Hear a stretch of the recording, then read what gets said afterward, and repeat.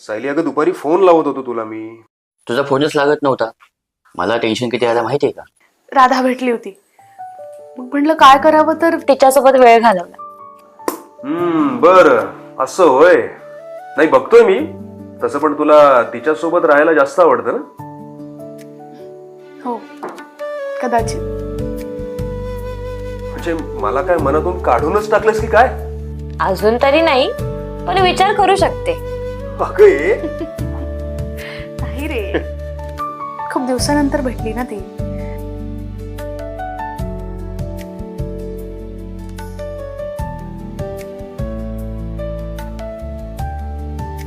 खूप मिस करत होतीस ना तिला?